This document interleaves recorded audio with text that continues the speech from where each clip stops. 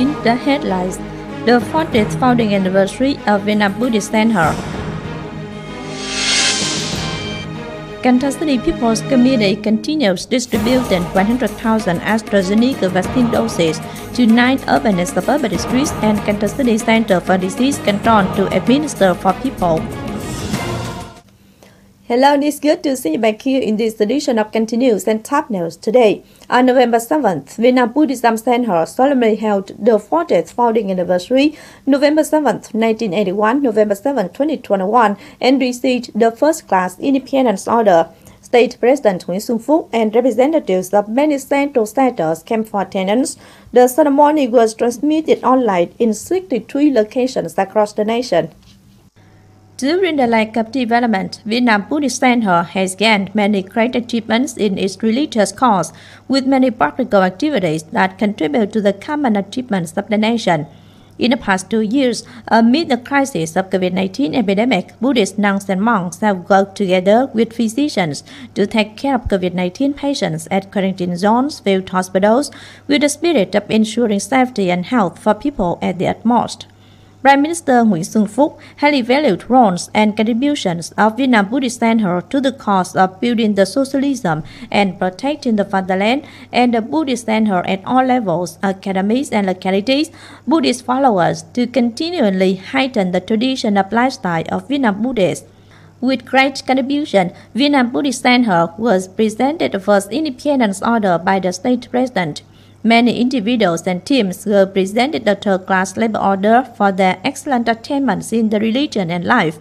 Superior Buddhist monk Đào Như, Vice Chairman of VN Buddhist Sangha, Head of Cần Thơ City's VN Buddhist Sangha, Chief Academician of Theravada Buddhism, received the third-class labor order. Superior Buddhist monk Lý Hồng received the merit certificate from VN Fatherland Fund Central Committee. Many other individuals and teams were also presented merit certificates by the People's Committee and VN Fatherland Fund Committee of Cần Thơ City for their excellent achievements in mobilizing Buddhist followers to well-observed viewpoints, guidelines of the party, policies and law of the state. On November 7th, Vice Chairman of Cần Thơ City People's Committee Nguyễn Ngọc Hè and committed senators had a working session with Thốt Nốt Urban District on COVID-19 prevention and control task. Based on report from October 23rd to November 5th, Thốt Nốt Urban District conducted 8,250 rapid tests and around 5,640 PCR tests, which recorded 474 F0 cases, traced 387 F1 and 386 F2 cases. There are 5 quarantine zones in the district, which accommodate 226 people of its full capacity of 550, and 1 field hospital, which is giving treatment for 399 patients of its full capacity of 400. After listening to reports and opinions discussed by senators, Vice Chairman Nguyễn Ngọc Hè requested Thốt Nốt to focus on screening, enhancing to take samples, zoning, tracing, and separating F0s from the community, contributing to preventing and fighting back the epidemic, safely, flexibly, and effectively adapt to the epidemic. Cần Thơ City People's Committee has just released a document that distributes 100,000 AstraZeneca vaccine doses to 9 urban and suburban districts and Cần Thơ City Center for Disease Control to administer the second shots for people and people aged more than 18 years and have not been vaccinated.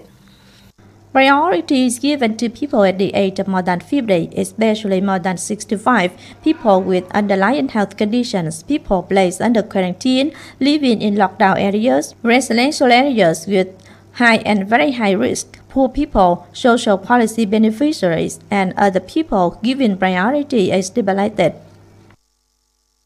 Earlier, Cần Thơ City People's Committee had planned to vaccinate against COVID-19 for nearly 113,000 children aged between 12 and 17, in which nearly 37,000 are at the ages of between 16 and 17, and nearly 75,000 between 12 and 15. Especially children in Cần Thơ City will be administered community vaccine produced by Pfizer-BioNTech and other kinds of vaccines that are approved by the Health Ministry for these groups of ages. The co-op of Thai jackfruit growing in Thạnh Lợi area Thượng Thạnh Road, Cái Upper District is now having 11 members and total growing areas of 64,500 square meters. As of now, 6 members of the co-op have harvested their jackfruits at the output of nearly 10 tons, which are sold at the current price of some 22,000 Vietnam dong 1 kilogram. At this price level, jackfruit growers can earn some profit. For family of vice head of the co-op Phạm Văn Ba alone, he makes use of his 7,000 square meters area to alternately cultivate 180 passion fruit vines and other fruit trees, which bring him the yearly income of between 50 and 60 million Vietnam dong. Tourism products are considered the top factor in creating attraction, business efficiency, as well as competitiveness for the tourism industry of localities. As the heart of Mekong region, Cần Thơ City holds many potentials and advantages in terms of tourism resources that are being exploited and made initial impressions. However, current tourism products of Cần Thơ City are still regarded as limited and have not been fully developed. Therefore, competent agencies are looking into solutions to develop tourism products that suit new contexts and trends. One of the typical tourism products is agricultural tourism. Despite having great potentials and advantages of the countryside and islets along our river, Cần Thơ has not reached its full capacity to come up with breakthrough agricultural tourism products to attract visitors. According to some experts, Cần Thơ City needs to focus on exploiting indigenous cultural values and philosophies within its tourism products, making use of local people in creating tourism products, boosting the use of digital technology in tourism promotion, and especially creating a value chain for agricultural tourism products. Ở đây mình có các vườn trái cây. We have fruit orchards here, but we haven't created an agricultural tourism value chain just by allowing guests to visit and enjoy the fruits.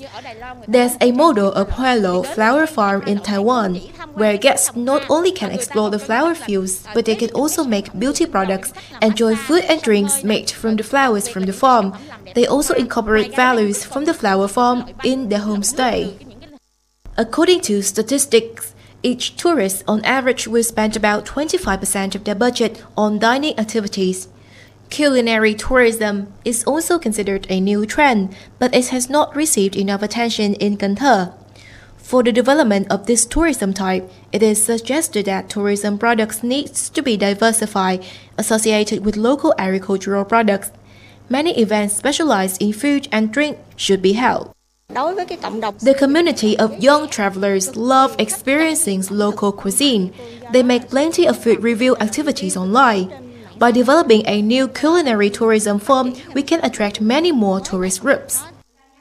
The aforementioned ideas were recorded at the scientific seminar called Developing Tourism Products of Cần Thơ City, convened by the Department of Culture, Sports and Tourism and Cần Thơ Association of Social Sciences and Humanities on November 4th. According to Standing Vice Chairman of Cần Thơ City People's Committee Dương Tấn Hiển, the seminar was essential and meaningful for the recovery of the tourism industry in the new situation. To attract tourists, the development of tourism products associated with brand building plays an important role. To come up with its skills in tourism products, we need to learn experience in tourism product development of localities, contributions of scientists, and the needs and references of tourists. Developing tourism products with indigenous values is an important mission of Cần Thơ tourism industry. In addition to proposing detailed orientations and solutions to effectively make use of tourism forms, products, and services of Cần Thơ City, certain discussions also mentioned issues relating to planning, marketing strategy, building tourism brand name, and solutions to promote effective collaboration between Cần Thơ City and other localities. This will be the important foundation so that competent agencies of the city can come up with solutions to develop Cần Thơ into an ideal, safe, friendly, quality tourist destination and a convergence of the Mekong River civilization.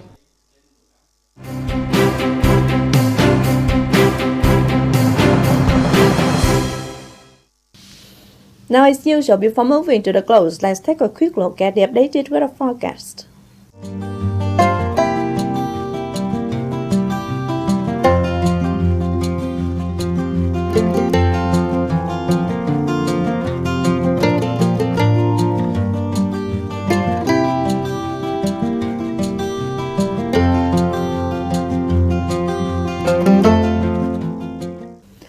The updated weather forecast also wrapped up this edition of Continues. If you want to watch again in this bulletin, please visit our website canthotv.vn.